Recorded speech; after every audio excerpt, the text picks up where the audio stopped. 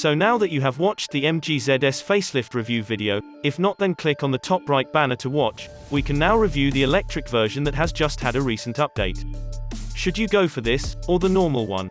Hello everyone. Welcome to Everything Cars and More. Let's review the new MG ZS EV Facelift.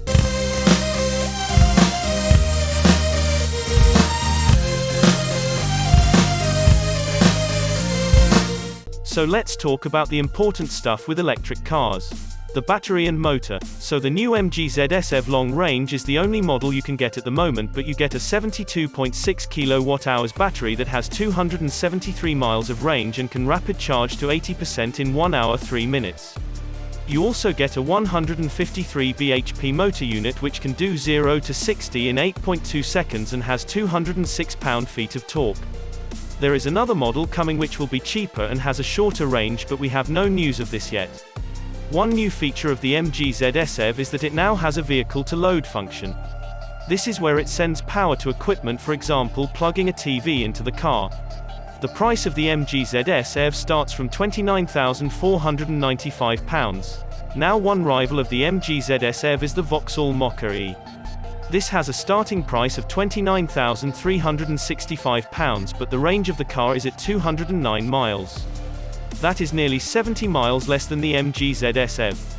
The next car that has the range of the MG ZS EV is the Hyundai Kona Electric Long Range. This has 300 miles, but it starts at £32,550 for that model. So at the front of the pre-facelift model it looked exactly like the internal combustion engine model, but this facelift is very different and I think some people will either like it or hate it. To start with, the whole front grille has been removed and replaced with a body color panel that is within the bumper. The charge flap has also moved so it is easier to access.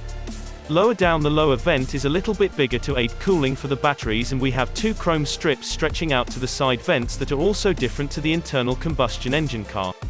Everything else like the LED headlights are the same as the current facelift MG ZS. Moving down the side, there is no surprise that it is exactly the same as the normal MG ZS. The only difference here is that you get some aerodynamic wheels to aid the range of the battery. Round the back it looks exactly the same as the normal MG ZS.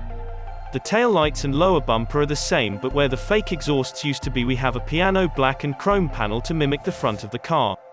Also, another little change that you may have not noticed is that the MG badge now has a body color background rather than the piano black color.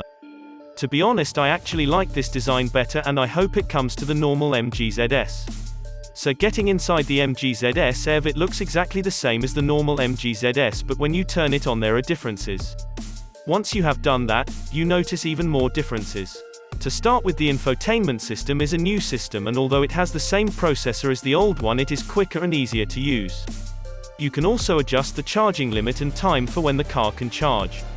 It also has Amazon Music and is generally easier to use. The instrument cluster is also like the normal MG ZS, but again it has the new software on it. Lower down the center console you have the usual gear knob as the pre-facelift, but you also get a USB-C port and a wireless charger bit for your phone. Apart from that, the design is the same premium design as the normal MG ZS. So because this car is a small SUV, you would not expect a lot of room. So sitting in the back, the legroom is not that good for people over 6 foot, but children will be fine. Headroom on the other hand is actually very good. The boot size for the MG ZS EV is 448 litres with the seats up, and with the seats down it is 1,375 litres. Sadly, there is no front boot for your charging cables, which would have been handy. So all in all, this is again a very good electric SUV from MG.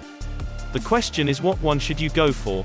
Should you go for the MG ZS or the MG ZS EV? Well, all I am going to say is if you need a cheap electric car that can take you places and can travel to the occasional holiday, then go for the MG ZS EV, but if you want the cheapest internal combustion engine car, then go for the MG ZS. Both of these cars are winners in their own way. This is because they are both cheap and premium, and that is what I like about the MG brand as a whole. Their cars are very good with a reasonable price that can save you thousands without losing anything other cars have.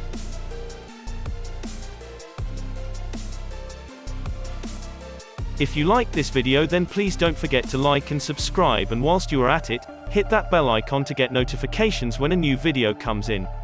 See you in the next video.